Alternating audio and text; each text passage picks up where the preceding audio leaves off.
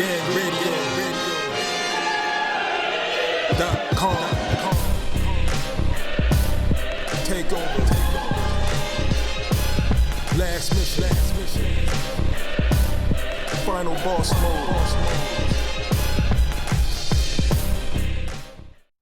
Yeah. What's good, yo? Welcome to another episode of Real Talk, where as always, it's shit's real, we talk about it. I'm your host for tonight, Pat Scorpion, the New England representative, and as always, I got my man with me. I'm gonna let him introduce himself.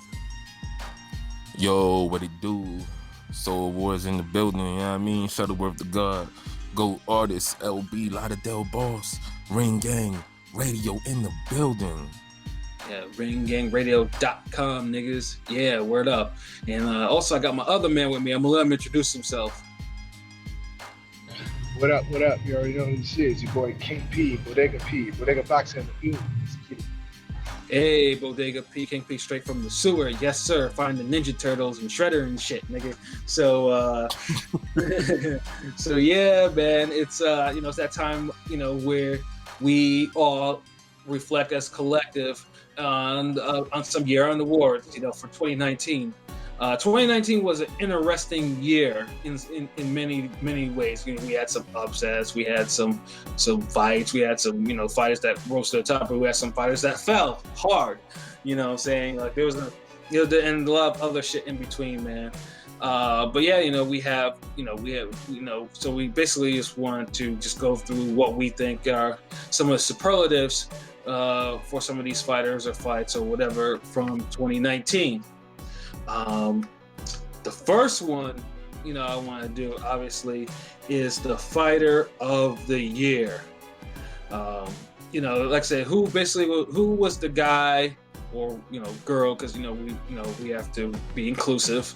That did the most, that stood out from all the rest in 2019. LB, man, do you have what do you think about that? All right, first off, before we award the RingGangRadio.com's Fighter of the Year, we gotta set some ground rules. We gotta, what are we basing this off of? I would like to say, like, maybe like we do it in a, how we do the pound for pound breakdowns? Yeah. Okay, threat level. Yeah. Name value. Yep. Significance. Yeah. If we go by those three factors, it has to be Josh Taylor. Yeah, Josh Taylor,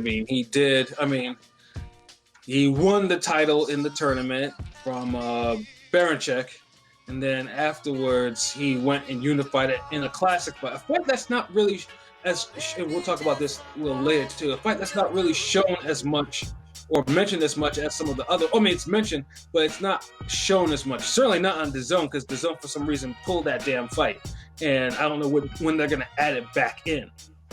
Yeah.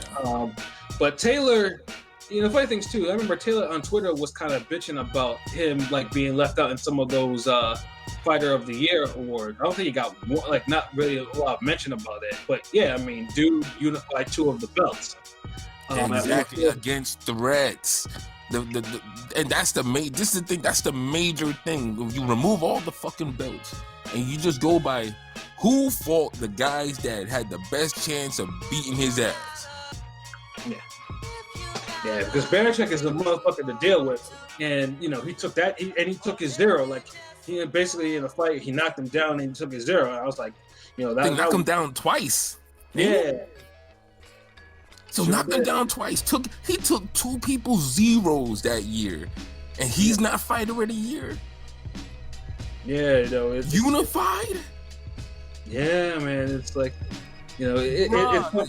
it's just a popularity contest. No way. I don't want to hear no Canelo. No.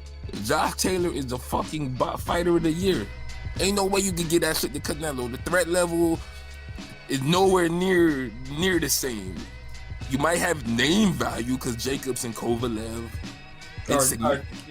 Yeah, significant. Too low. Yeah, but I think Yeah, because I know Canelo has been. Canelo's definitely not my choice for damn sure. But I mean, the reason why I cannot obviously because I think it was the jump to light heavyweight. Now, if you listen to our past podcast, we were critical, of this particular move, going after Sergey Kovalev for various reasons. Particularly Kovalev showing against Anthony Yard. It was just like no, you can see that, yeah, we were thinking like because and plus that Kovalev wasn't the lineal champion of there was another fighter in there who was and in there and it just didn't mesh well. But he won the light heavyweight title, and that was good enough for them to say, "Oh, he jumped up. He's a middleweight champion that went up and got a light heavyweight belt." And I think that's what probably swayed a lot of people to pick him as a choice. For myself, it's either between Manny Pacquiao, because like I said before, one of the top three things. Very few things that I felt this year that I was just in awe of. Well, the Broner fight I was not in awe of because that shit ran until 1 o'clock in the fucking morning when I was in the theater. But he was the first person to hurt Broner again since Maidana, and I value that because Broner fights everybody. Mm-hmm. I'm giving it to Pacquiao. I was gonna give Fighter of the Year to Pacquiao, so for that he beat the shit out of Broner. Come on. I beat that boy. I beat that boy. Yeah. I don't think he won the fight. Yeah, and then at 40 years old, man, like 40. Usually, a 40-year-old welterweight shouldn't be anything more than a stepping stone for some of these fighters. Like, Facts. and this is like I mentioned it before. And like I said, like the worst thing that Manny could do, and I mentioned before, is if he went on the PBC and started beating some of these cats down, like. Because if you listen to me for a while, I've been hypercritical about PBC, particularly in the welterweight division, where I felt like those cats were not matched in the way they should. That would actually, that would actually prove them, like stagnated them, Right. Although I recognize Keith as a talent, but it was sad to me though that Keith had to be the one to get a zero sacrifice from an aging Pacquiao, but he put out effort. It wasn't like it was one-sided. He put up an effort. Yeah, fight of the year effort. Yeah, exactly. I got no problem. Like, I could feel Pacquiao being fighter of the year, but I feel like he was more fighter of the decade. Because the Broner win was good, right? And the event was dope, but the fight was kind of. But I can see like I think Pacquiao has a greater claim than Canelo, because Thurman undefeated and basically was the most accomplished dude at welterweight besides Pacquiao. So, Fact. And I'll say, and let's say the quality of win. Like I thought that win was a lot better than Jacobs or Sergey Kovalev for Canelo. Manny Pacquiao was my choice, but the other one that was close was Monster. Yeah, Monster. Because Monster took a zero in his, when he won his first non-regular belt at 118 from Emmanuel Rodriguez, and then, of course, that firefight with Nonito Donaire, which he unified belts, even though Donaire wasn't undefeated and anything like that. But it was the rare time when we all looked forward to a great fight happening, and we received and got a great fight. Basically, this is what should have happened if like Canelo and Kovalev. This is the type of effort that Kovalev should have gave. Like Donaire is as old as he is. And whereas Kovalev didn't give a really great effort, Donaire put everything into that fight. No, Kovalev put an effort in trying to survive and not get knocked out. Yeah. Remember, some people thought that effort was damn winning rounds over Canelo. Yeah, it was close. The cards were close. That's the funny thing. That's what comes down to threat level. Yeah. Like that Canelo even Broner I felt like was more of a threat to Pacquiao than Kovalev to Canelo. I mean, Pacquiao's 40 years old. Any young fighter would be would be a threat to Pacquiao, especially one that could. Exactly, but this is damn gun shy. No, would you like your change back for these counter punches? Ass Broner. So I mean, I know I'm a Broner fan, but still, like, it's not like I picked him to beat Pacquiao. I'm just saying, like, if Kovalev would have not been so scared to commit to his punches a little bit, at least give us the second Alvarez fight effort, which was like in January, then I think we would have got a better fight. And Canelo just kind of just let him do it, like, no urgency. That nap did him real bad. Yeah, sure did. But the knockout was spectacular, so that's what counts at the end. So for sometimes so spectacular, people thought it was staged. Fuck out of here. I mean, it was a legit knockout, but the fact people like were reaching with that shit, I'm just wild. Like, yeah, man, that was not that was not some other shit, man. So Pacquiao and Josh Taylor, and obviously a monster. And I know another one that was bandied about was Errol Spence. Spence. He did what he was supposed to do. Yeah, I mean, everyone knows from jump I was not cool with him facing Mikey Garcia. I was not cool at all. I was like, I saw the writing on the wall on that fight immediately. I was like, this was too much. And he was the clear favorite. Yeah. It's not like Josh Taylor where it's like you could have legit said, Barincek, I think, gonna pull this out, and nobody would have damn bit your head off. Right. And then and he did unify against Sean Porter. Now, obviously, if he had unified against maybe Keith Thurman or something like that, or even a Terrence Crawford, both of which are hot topics today in boxing, then obviously it would go a long way into really strengthening the Fighter of the Year credentials. Because like I say, he would be a young fighter that took another young prime fighter zero, and a belt, and Josh Taylor did. Spence kind of fall short. I mean, he had a good year. I'm not gonna lie. I'm not saying but it just wasn't on the level of maybe a Pacquiao or a Monster or a Taylor. It's more like the emerging star of the year type of thing. Like, he really got bigger as a brand this year, no doubt about that. Yeah, that's facts for sure. But maybe, like I say, and now it remains to be seen though whether or not dude will come back at the level that he was at before, after his unfortunate car accident. But we are hoping though, we're not negative people against stuff like that. So we hope that he does make a recovery and then makes a reappearance in these awards where we can say, okay, he did enough. He should be Fighter of the Year. So yeah, I mean, Fighter of the Year, J. Taylor and 2 Pacquiaos, for sure. Like I said, and a Monster. I mean, those are. I mean, they above all people, like, they really did their thing. I know people want to throw Wilder in too.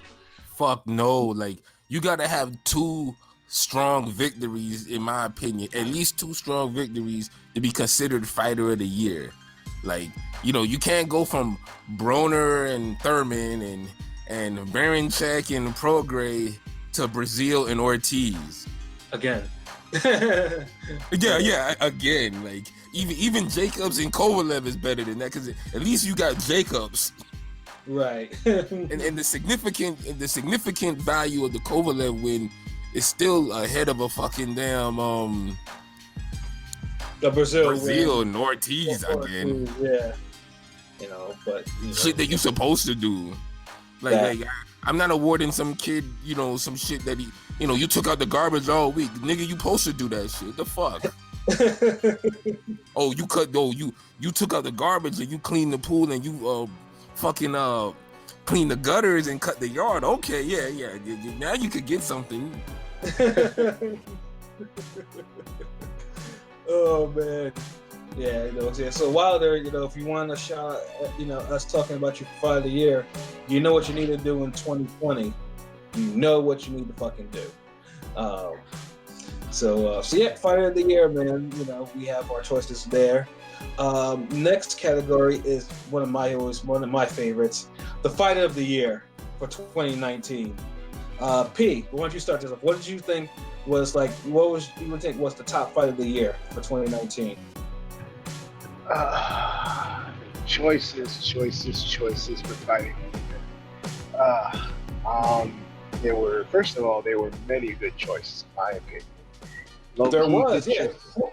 Yeah, it was more than any other year. It was probably more since 2013, actually. Yes, because I remember the year started off with Peterson and Lipinets with that fight. I'm like, oh shit, this fight might be fight of the year. And then we got J-Rock and Hearn. That was a fight of the year, and I was actually rewatching it. They had it on FS1 the other day, and that fight was excellent. And then it second time around as well, so it held up. Then we had, of course, Pacquiao versus Thurman.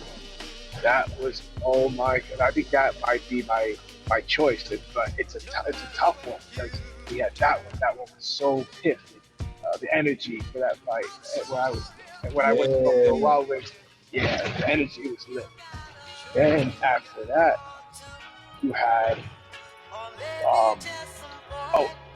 even this one was a very good fight in Kovalev and Yard. That was a dope fight. It was, I was entertained. It was dramatic as well. In a drought, in a month where there was nothing. Like we had nothing in that month. I mean, they gave us that. So that was a hell of a fight. Then you had Errol Spence and Sean Porter. And I watched that in a bar with like 100 people, and all this shit was lit. Like, that was a hell of a fight. And I left thinking, okay, this is a fight of the year type fight. Like, yeah, that's the only fight of the year candidate this year, or one of two that I did not catch live. In this case, I had in a previous engagement. And then, yep, and you missed out. Oh my God, you missed out. Yeah. And then you ended it with Donaire and Monster, and oh my God, like if we could have ended it with that, like the boxing year, if it closed with that, if there was nothing else after that, I would have been satisfied. Like, word. It was just so. And the crazy part, now that I'm thinking about it, I can't remember a year where so many mainstream fights were fight of the year. Like, yes. like usually the fight of the year is usually a fight that's like amongst hardcores that hardcores love, but the casuals are like it doesn't catch the casuals because it's not mainstream. You know what I'm saying? Like, but this year, all of the big fights, all the big name guys, all the big name events lived up, or most of them anyway, except for a couple, which I will not name. Oh, and even I would even throw in Golovkin to Derevyanchenko, because that was a hell of a fight too.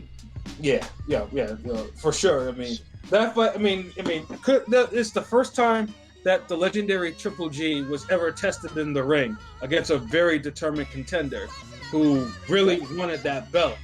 You know, I mean, there was like, I mean, me, because I know we were all thinking like, oh, Triple G would probably knock him out at some point.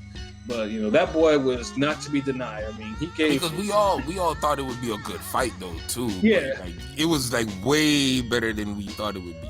Yeah, like, it was one of the few fights because I mean, obviously, Triple G is a favorite among myself and LB. And I remember I was watching this shit kind of. I mean, I was talking to LB, but I was keeping very quiet about my comment because I'm thinking to myself, man, this fight is really close. Like, this shit is really close. It's like, and I'm thinking to myself, like, these two, there's a lot of damage being out there. I'm over here, I'm thinking to myself, like, I was like, the judges might actually give it. I mean, I had Triple G up by 1. That was my score in that fight. But I was thinking to myself, like, man, that was one of the old school fights. Like, Like, It was the knockdown for me that did it. Just like with the Spence fight, like yeah, if Spence and Golovkin don't get those knockdowns, we looking at 2 draws.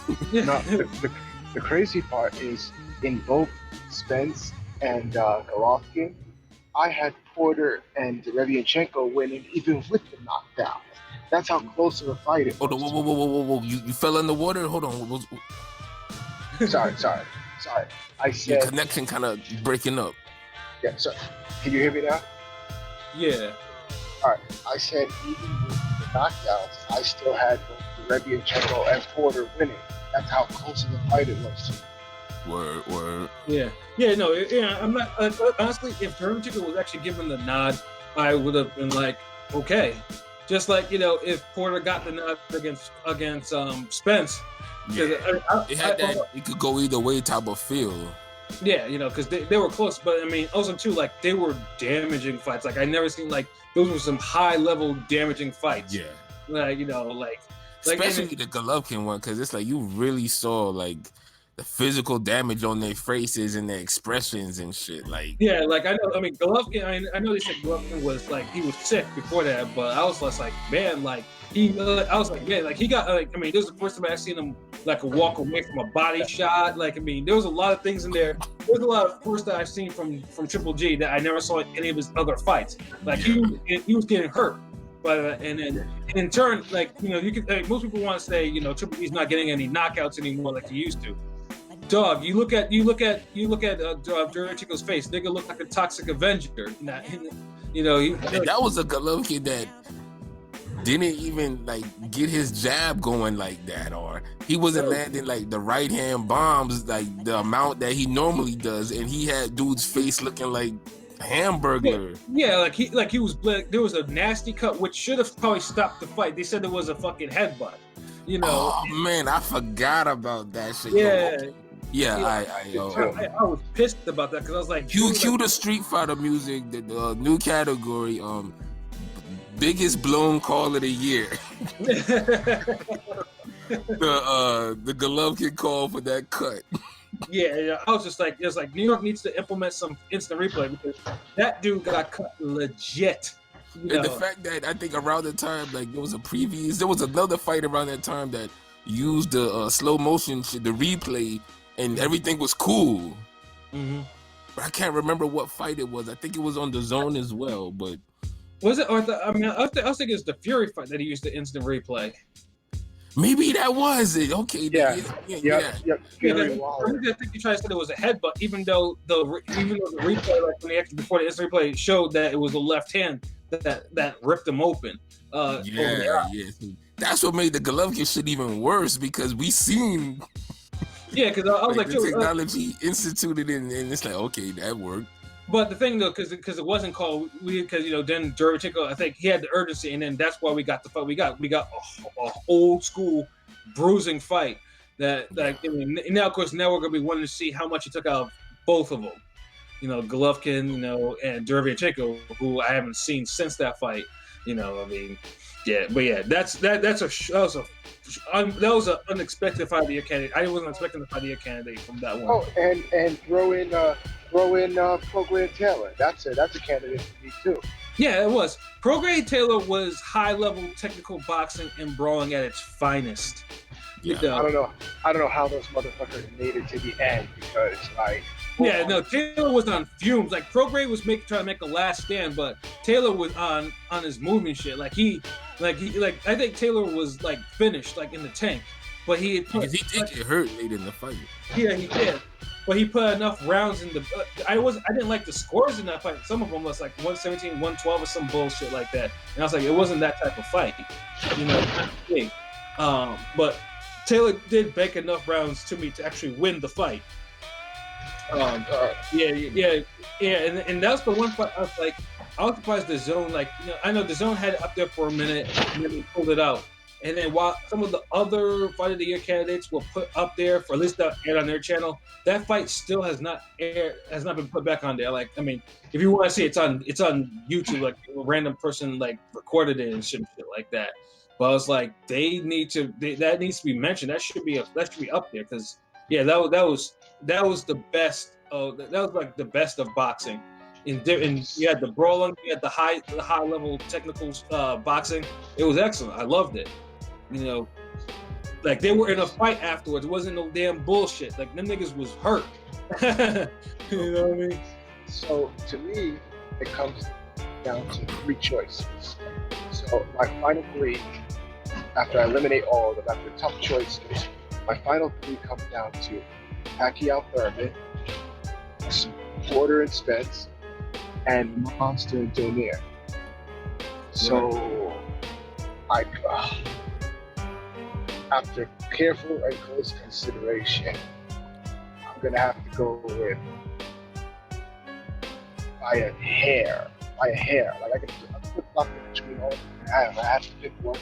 I'm picking Pacquiao Thurman because just the event, the atmosphere, everything is just lit, right? Times 100. So it was the Floyd Manny fight we all wanted, man. I'm telling you. Yeah. Facts. 5 years, it was 4 or 5 years late. Because that's what you wanted to feel from a big fight. I do add in that stuff. I add in the atmosphere, like the net, what the story going on. Because it was the old declining fighter versus the young champion, the young hungry lion fighting for a title, and it was a story behind it. And I'm big on the story shit. It lived up to its hype. It sure did. Nope. It sure the fuck did. So and it was for the most part, it was considered a 50-50 fight, leading up to it. Because I talked to everybody. I talked to everybody, and all the people that I talked to, all were split. Some people said Pacquiao, some people said Canelo. So it was really split. So it was a true 50-50 fight. And I think that's what gives it the edge to me over Porter and Spence, because most people thought Spence was going to win. So, No, wait. I gotta stop you there. Most people thought Spence was gonna just wipe his ass with Porter, decimation, Shoryuken, all of that. Yep. Let's dial it back. Let's tell the truth. No. I remember a couple guys on Ring Gang was like, Porter gonna give him a hard time, and But yeah, that's all I had to add to that, bro. Yeah. No, you're right. But I was one of those people that thought I never thought that Spence was just gonna wipe through Porter's ass. I said it was gonna go the distance. I thought that my prediction was a 8-16 fight. But ignoring all that, ignoring how wrong people were with the domination part, at the end of the day, everybody thought that Spence was gonna win, regardless of how we thought he was gonna win. So we went into it thinking Spence is going to win this. Let's just see how he does and what wrinkles are seen and all that.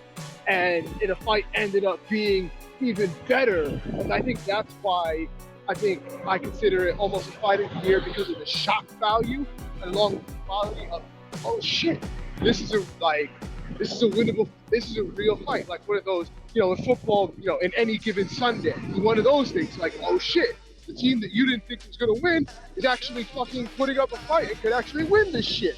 Word. So and it's almost the same thing with Donaire and Monster. Because everybody thought Monster was going to win, but it was just such a fucking good fight to go along with it.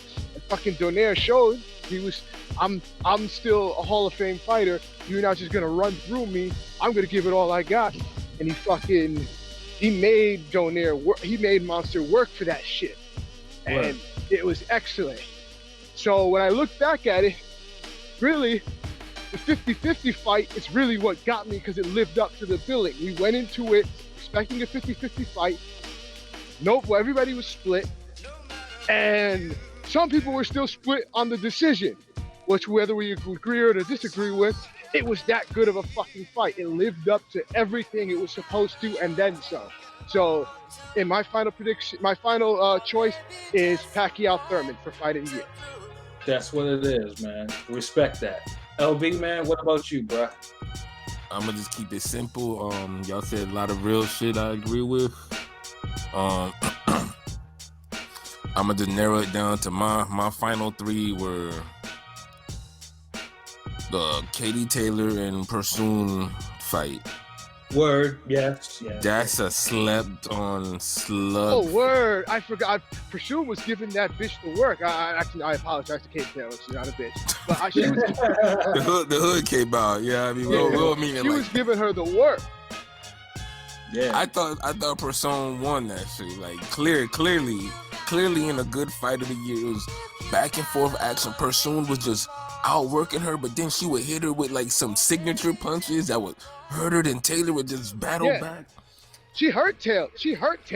Like, several times. Yeah. Badly. Yeah, and that's them. Like, I know we were making fun of Pursoon punching and shit like that because she was punching like she was in a fucking UFC. But yeah, but that whatever she was doing, it was working, and the stamina was like a damn horse. Kate Taylor did not know what to do with a pressure fire like that. And just fight harder. Yeah, fight hard. Or throw harder punches, because that's literally how she got the decision. Was like throw harder punches. Yeah, yeah, and even then, I mean, she damn near stole the show from. If it wasn't for Joshua losing to Ruiz, that shit came close to stealing the show because it was so. That shit was so. It was unexpectedly raw. And you're thinking to yourself, it's a 2-minute 10-round fight. If it was 3 minutes, and I wouldn't have gone the distance if it was 3 minutes. Yeah, it would have gone this, or if it was like that other women's fight that I thought was fight of the year, that was on the Canelo card, that outshined Canelo and Kovalev, the one where old girl's brain was leaking, was showing after a nasty cut. That fight. Was yeah. Her brain matter was fucking coming out. Yeah, her thoughts were spilling onto the canvas, and then. And she was talking all types of nonsense because she was concussed too. She didn't know it. on some rock you in your face, stab your brain with your nose bone type shit. Yeah. Yeah. The women definitely showed out this year. That's one time I've never really said that. But the women really fucking showed out this year. The buzz started. Except for the women's fight that was supposed to be the top billing, but whatever. Yeah, we won't even mention that. Hopefully that person redeems themselves this Friday. Right? Yep. Yeah. But Pursoon Taylor was definitely a fight of the year candidate. Like, you could legit say that was a top 5 fight. Because you'll be hard pressed to name 4 better fights like that, really. They'll be just as good, but better? I don't know, but that definitely was a top 3 candidate for me, my final 3.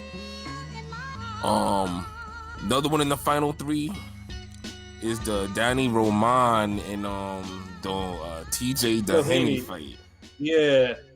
That is probably the most slept on fight of the year candidate because it was on the undercard of Sir Rungvisai and Strada, or King Sora as we call him, and that fight. Oh, call him no goddamn King Sora.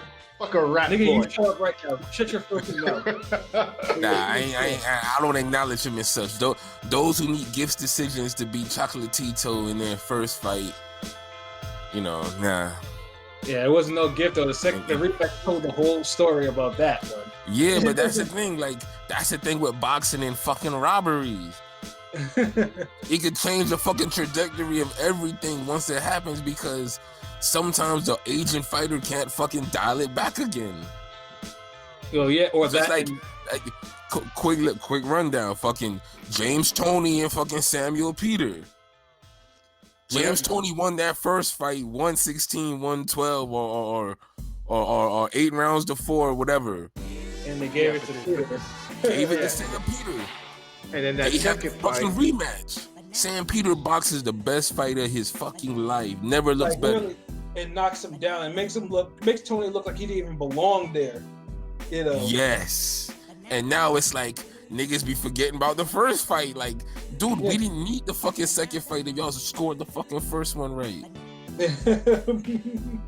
And then, but yeah, I don't even know what the fucking rant was on. The reason for that fucking rant, but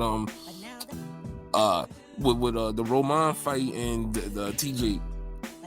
To me, out of all the fights this year, that was the most pure form of fight of the year that we're all used to saying is a fight of the year. Because it was a fight that had multiple knockdowns, ebb and flows, guys got hurt, the crowd was into it. The only thing, it just ain't had a name value. Yeah, I think that's what really hurt it. But the thing is too, that was a unification fight too, and like that was probably it was significant. Yeah, it was a significant unification fight, and Roman won that shit, and it was just like, you know, because we raved about this shit. We were like, this is the shit right here. That was a great fucking fight. It was like a pure fight of the year type of fight. Like honestly, any elite big name boxer had that type of fight. We're saying it's a fight of the year off rip. Mm-hmm. Joshua Ruiz was like a great value version of that fight, and it was only 6 rounds. That shit was overrated. People called that a fight of the year candidate. That's my point. Like, that's what I'm saying. Like, it had the multiple knockdowns and had ebb and flow back and forth, and bombs were landed, but it was heavyweights, and Joshua was a big name. Ruiz is known to the hardcores, so that fight is elevated bigger than what it is. Mm-hmm. But it don't belong on no fight of the year list. Nah, and not at all. Not at nowhere all. near as good as Roman and TJ Doheny. Yeah, absolutely, absolutely. So that definitely. And as far as my third one on that list, this one's almost impossible to do because I feel like it could be Monster, Donaire, Thurman, Pacquiao, and Golovkin's Derevyanchenko. Like, it's like a 3-way tie with those, like with that. So just to make it easier, like the pure fight, I probably just say Roman and TJ Doheny. Like, as far as the pure, just. If it was like 2 blank characters that you didn't know who was fighting, that was the most action-packed fucking fight you got. Facts. Creative fighter. Yeah, like it was creative fighter. Yeah, I mean, like, you know, you don't know who they are, just 2 ghosts fighting, whatever the fuck. Just, damn. It was the best type of Rocky fight you could get. Like the other fight of the years, they were missing the multiple knockdowns. Yeah. Yeah, but they had the story and the glitz and glamour and shit. Multiple knockdown Rocky Creed type shit isn't always necessary for me, but in this case, it kind of makes sense. But yeah, I mean, that's why I said it's a more. I mean, that's how good the boxing was. You know, you didn't need multiple knockdowns for some of these fight of the years, but you got one that gave you fight of the year and multiple knockdowns. Yeah, facts. So it's like, damn, like you can't go wrong. So that's how I kind of look at it. Word, I can dig it. But I don't think this is one of these categories where no one's wrong. But I had to show love to everybody, like on this one. So you know, I made a tweet about, you know, a lot of fight lists weren't having Katie Taylor and Persona on there. So, you know, I'm gonna acknowledge that fucking fight. Yeah, I can dig it, man. Let's keep it real, like. You know, the women stepped up this year. Yeah, exactly. 2019. You know, like I said, you know, there were definitely some candidates on there, and then I know some honorable mentions for me, and this is the one I happen to be in the house for: the Beterbiev versus Vosdick fight, the light heavyweight unification. You know, because I have to show love because I was there. I was, you know, 3 rows from the ring. You know, and you know, I saw an incredibly bruising fight. You know, and I saw a fighter who had, you know, who after all the career issues and stuff like that, finally ascend to the top of one of the most not fuck around divisions in boxing today, owning 2 belts, and millennial status. So, and like I said, he did it in star making fashion. So I have to give props to that fight for sure. But I know in terms of my actual choices, really there was two. Oh yeah, another one I want to highlight because the cruiserweights were kind of light this year. Usually the cruiserweights usually give us a good one here and there, but the one I definitely wanted to highlight too was the Makabu versus Kudrashka fight. That one was like a random one-off, you know. And if you ever catch that fight, that was a good fight. Yeah, that's why some of that shit had almost a rare double knockdown, but one stayed on his feet, the other one did go down. You know, yeah, and then it ended in an unbelievably bloody fashion. If you ever catch it, it's on YouTube, man. It shows what happens when Kudla is motivated. He does a lot of ill shit. Yeah, for me, it was two choices. It was Thurman and Pacquiao. And I was like I said, I felt like I was amazed. I was in awe of that fight. And then the other one was Monster versus Donaire. Now I've been like, of course, first that was a Thursday morning fight. This was days after the horse shit that was Canelo Kovalev. So naturally we were like, man, Brazil needs to right this shit. They need to correct this shit right away. Niggas was not having it. So we had to wake up at 5 or 6 o'clock in the morning, LB, watch this shit on the zone. Yeah. Good card though. Yeah, it was a good card, yeah, but I was not expecting the mayhem. Like that shit had my adrenaline all the way up, because I was like,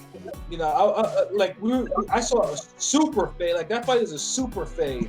Like niggas was throwing like fight-ending punches, and like Monster. I mean, those question with Monster is what was his chin like? I've never seen a fighter absorb so many fight-ending shots. Like he did in that fight, and he fired back, and of course the 11th round where he put Donaire down, I was just like, yo, this is the shit right here. I was like, oh yeah, I remember. I was like, yo, this is fight of the year shit, like easy, like. Yeah, I ain't gonna lie, I was nervous. I was probably more nervous in that fight than I was for the Golovkin and Derevyanchenko. Yeah. Because there were a couple of rounds where Donaire, especially like in the 8th and 9th round, like that Donaire was like really like landing, like Junior staggering the fuck out of him. I was just like, yo, this is going to be like, this is the end. But Monster came roaring back, and and the only flaw in that fight was a stupid ref that stood in front of Monster after he hurt Donaire to the body. I was like, what the fuck are you doing? Let him go. Let him finish it. But Donaire, he did go down, and seemingly was counted out too. But the referee is like, yeah, these niggas was ill today. So let's let them continue to fight. And Monster nearly put him away, but he ran to a check hook that like rocked this whole fucking world and saved Donaire from a knockout. But yeah, after that fight, I was just like, man, I was amped. I had to go to work that morning too. My adrenaline was. I wanted to go to a gym after this. I really wanted to go to a gym. So like, before that, I'd been saying like 1A, 1B with those two fights, but I'm gonna have to give it to Monster and Donaire, because like I said, I mean, it was everything that was good about boxing. The commentary was on point. The ambiance was on point. Like the audience was respectful, but they were into the fight. Like they weren't wild in there. The ring walks, the intros. Yeah, the ring walk, the intros. It was all epic, and then also the sportsmanship too. Because Donaire was like, he promised his 2 kids that he'd bring the Muhammad Ali trophy home, and that didn't happen. But Monster, he's like, he asked Monster, can I actually let borrow it for the night? And Monster let him. And I hear that shit, and I'm like, this was quality. Like I digged it, and then of course the injuries were crazy. I mean, Monster ended up with orbital and broken nose and God knows what, and Donaire took enough punishment that should put him in retirement. He should retire after it, but we'll see what happens, man. But yeah, that fight, even now you can tell as I'm talking about it, that shit is just too damn exciting. I was just like, I was amped. So yeah, that's good. That's my choice. That's definitely my choice for fight of the year. Oh man. Yeah. But yeah, 2019 was excellent, So hopefully 2020, they keep it up, for sure. Let's get some more fight of the year candidates. Let's see. The next one. The next. Let me just pull up. The next superlative is KO of the year, and yeah, there was some brutal KOs this year. LB, what was your choice? KO of the year. Mm-hmm.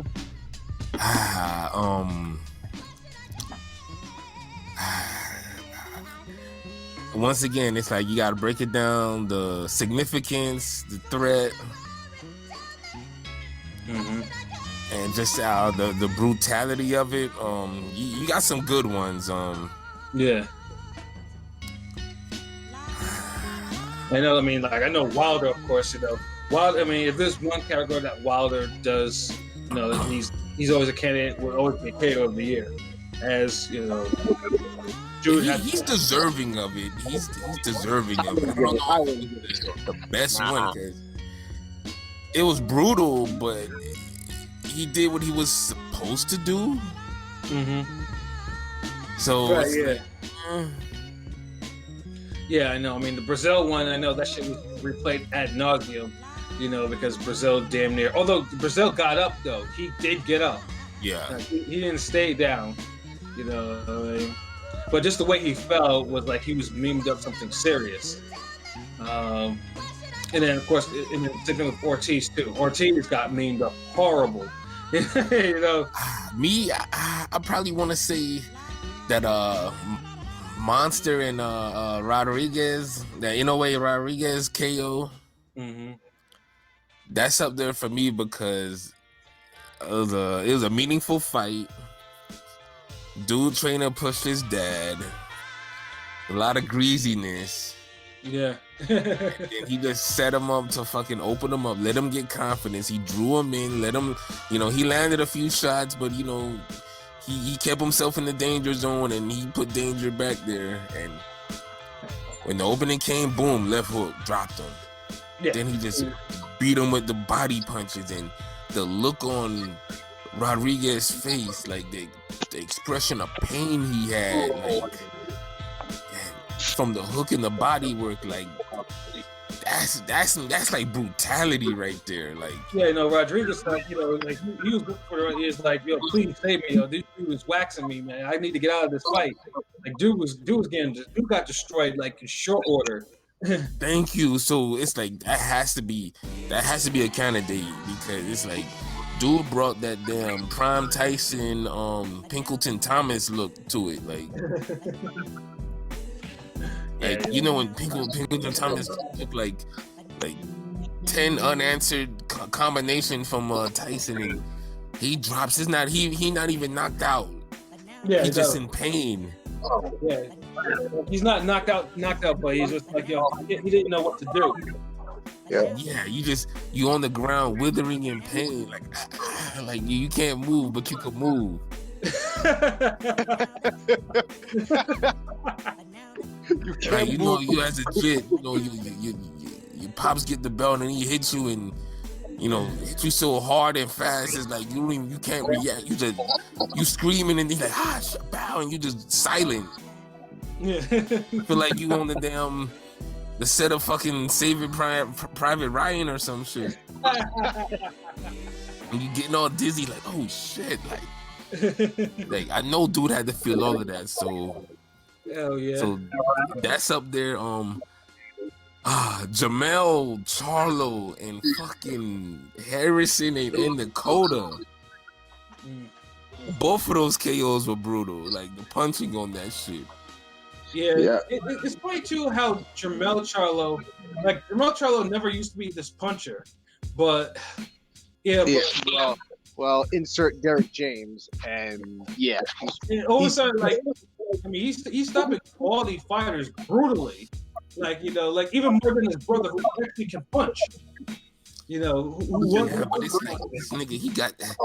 Jamel has this rage inside him, like you see it, like, and he knows, like it's more than Crawford. Like Crawford has meanness in him, but Jamel has rage. It's a difference, man. Yeah, like Jamel is a perfect example of someone who punches through the target. You know, like so. Yeah, young boxers. You know, if you want someone who punches through a target, watch a Jermell Charlo fight. He's not even loading up. Like Yeah, sometimes he'll but be don't- wild, but then sometimes when he's just regular coming at you, it's like he'll throw like some hard shit, and he's putting all his body into it. Like Yeah, Coda just was nasty. Like That's Jay the- Nady that's just the best- bounced him back up. That's the best and worst advice you can give to somebody, Pat. Oh, if you want to learn how to punch through the target, learn how to knock somebody out, watch Charlo. Then if you watch Charlo, you'll remember that you'll forget how to throw a jab. So Now he talked about knockouts, so you know you're not gonna say, "Well, watch Jamel for the jab." Like, yeah, no, yeah, I know, but he doesn't even set it. He doesn't like. I hate. He's become like the knockout artist that I hate. Like he doesn't even set anything up. He just fucking just goes wild. Like that's why he doesn't. He could get more knockouts if he fought behind the jab, but he just fucking just throws punches. I don't know. It's good and bad. It's kind of the best and worst thing that happened. yeah, it is. You know, but for now, you know, it's the best thing because, like I said, I mean, dude is laying some top fighters out in his division. Like, you know, like goddamn, you know what I'm saying? So I mean, yeah, you can't fuck with that. You can't argue those results. So LB, so what was your choice? Damn, out of those two and the brutality, like I don't know, for some reason I can't. I'm trying to think like some other damn brutal KOs. I know Devin Haney had a nasty one too. Yeah, that one was like, you know, that one was like, someone call 911. Yeah. Yeah, I like already got my choice. So. I feel like almost with the KOs, it's like, and I don't know why, you know, because we separate everything else, like we bring everything else together, but I feel like the KOs is like you got top level KOs and then you just have whatever KOs. Like it don't matter who's throwing it, who's landing it, just something brutal. Yeah, like I mean, I know that most people have Ruiz Joshua one as a KO of the year candidate. Where Hell no. Well, I mean, it would meet the criteria because it's a significant KO. As in, one, Oh yeah. No, I get it, but like that's definitely not the KO of the year. Hell no. yeah, Hold on, what KO did you say? Joshua Ruiz won. Nah, that's my upset of the year. Yeah, I'm saying that's not KO of the year. I think you could even throw in round of the year maybe, because that round was dramatic as fuck. Right. But damn, you know what? I'm gonna just, because I can't really think of too many, but the Monster Rodriguez one stand out. I even had to put some bars to that. So yeah, Yeah. that's my pick. Yeah.